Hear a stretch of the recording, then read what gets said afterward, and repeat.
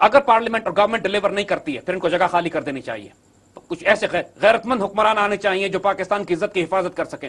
ہمارے 40 جوان ایک مارکے میں شہید ہوئے ہیں وہاں پر, اور پورے ملک میں حکومت کی طرف سے نہ میڈیا کی طرف سے ایک احتجاج نہیں کیا گیا انڈیا کے خلاف. ایک بات نہیں کہی گئی کہ تمہاری وجہ سے ہی ہوا, ہم تمہیں چھوڑیں گے نہیں اس پہ اوپر. اور ہم بھولے نہیں ہیں, ایک ایک شہید اپنا حساب لیں گے ان سے انشاءاللہ.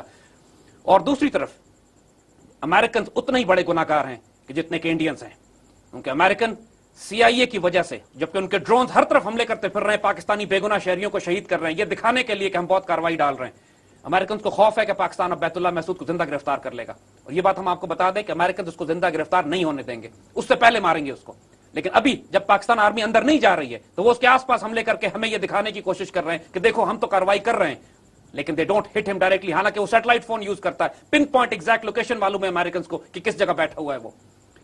اور اب ایک آخری سولوشن اس کا ہم دینے جا رہے ہیں, یہ ڈیسائسو اور فائنل سولوشن ہے افغانستان اور پورے خطے کے تمام فسادات کا. امریکنز کا جواز یہ ہے کہ ہم افغانستان میں اس لیے بیٹھے ہوئے ہیں, نیٹو کا جواز یہ ہے کہ ہم افغانستان پہ اس لیے قبضہ کر کے بیٹھے ہوئے ہیں کہ یہاں پہ دہشت گردی ہوتی ہے اور ہم افغانستان میں امن لانے کے لیے بیٹھے ہیں. یہ ان کا آبجیکٹو نہیں ہے, ہمیں اچھی طرح معلوم ہے افغانستان کو صرف بیس ہے ان کے لیے. ان کا اصل آبجیکٹو یہ ہے کہ پاکستان میں اتنا فساد برپا کیا جائے کہ پاکستان کو یہ کہا جائے کہ یہ ڈس فنکشنل اور فیلڈ اسٹیٹ ہے اور اس کے نیوکلیر ہتھیار لے لینے چاہیے, اور یہاں اقوام متحدہ کی یونائٹڈ نیشنز فورسز پاکستان میں آئے تاکہ وہ آنے کے بعد پاکستان کے ایٹمی ہتھیاروں پر قبضہ کر لیں. ان کا جواز نہ صرف جھوٹ, لغو اور پروپیگنڈا اور جھوٹ پہ مبنی ہے. وہ افغانستان میں نہ وار آن ٹیرر کے لیے آئے ہیں نہ دہشت گردی کے خاتمے کے لیے, وہ پاکستان کے ایٹمی پروگرام کے خلاف وہاں پہنچے ہوئے ہیں. ہم کو یہ بات اب صاف معلوم ہو گئی ہے. افغانستان کے لوگوں میں اپنی پرابلم ہے. افغان طالبان اور افغانستان کے تاجک اور ازبک لڑتے رہے ہیں آپس میں. جب افغان طالبان کی حکومت رہی ہے تو ان کا فساد رہا ہے آپس میں یہ امن معاہدہ نہیں کر سکے, بات چیت نہیں کر سکے, اور ان کے داخلی اختلاف کی وجہ سے موقع ملا امریکیوں کو کہ امریکن اپنی فوجیں لے کے داخل ہو جائیں. اس کا حل کیا ہے؟ اس کا حل یہ ہے کہ یہ ہم تسلیم کرتے ہیں کہ افغانستان میں پیس کیپنگ فورسز کی ضرورت ہے. افغان خود اب اس قابل نہیں ہے کہ ان کو بٹھا کر آپس میں ان سے بات کرائی جائے جب تک کہ کوئی ان کے اوپر ایک بڑی طاقت نہ ہو. لیکن وہ بڑی طاقت نہ امریکنز ہوں گے نہ نیٹو ہوں گے.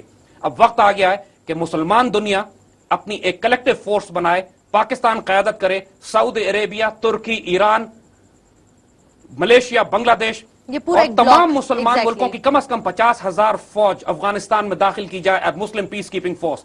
افغانستان مسلمان ملک ہے, ہم اپنے مسائل خود حل کرنا جانتے ہیں, ہمیں کوئی کروسیڈرز کی اور صلیبیوں کی ضرورت نہیں ہے کہ ہمارے علاقے میں آ کے ہمیں سکھائیں کہ ہم تمہارے اندر امن پیدا کریں گے.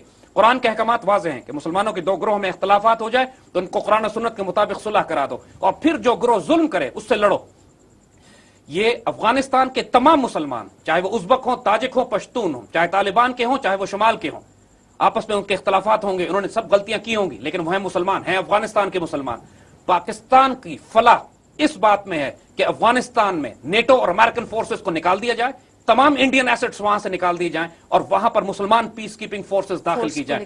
اب پاکستان کو سیریسلی ڈیمانڈ کرنا چاہیے, پاکستان کو ایک نیا ڈپلومیٹک انیشیٹو لانچ کرنا ہے مسلم دنیا میں کہ کم از کم 10-12 مسلمان ملکوں کی فوجیں, جب یہ اکٹھے ہوں گے مسلمان ملک, نہ طالبان ان کے خلاف لڑیں گے, نہ طالبان ان پر حملے کریں گے, نہ دنیا میں کسی کو اعتراض ہوگا کہ پاکستان افغانستان کو اپنی کالونی بنانا چاہ رہا ہے.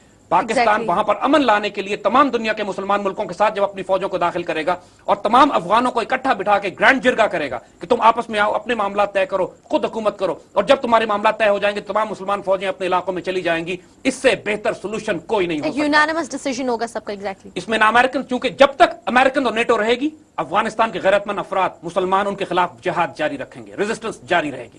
افغانستان میں جو مرضی الیکشن کرا لیں, جو مرضی پٹھو حکومت اپنی لے کے آ جائیں, جو مرضی حامد کارزائی اور لے کر آ جائیں, اس سے ملک میں, خطے میں, ریجن میں امن نہیں ہوگا. ہم 9 سال حامد کارزائی کو بھگت چکے ہیں. اس ظالم شخص نے جس تھالی میں کھایا اس میں چھید کیا. پاکستان کے اندر ہمیشہ رہا, پاکستان کا بدترین دشمن نکلا, غدار, ایمان کا غدار, دین کا غدار, اپنے ملک و قوم کا غدار. اب اس شخص کے ساتھ ہم کوئی معاہدہ نہیں کر سکتے, کوئی بات نہیں کر سکتے.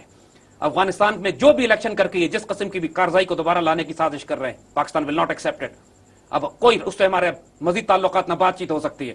اس کا سولوشن اب صرف اتنا ہے کہ افغانستان میں ایک پیس کیپنگ فورس مسلمانوں کی داخل کی جائے.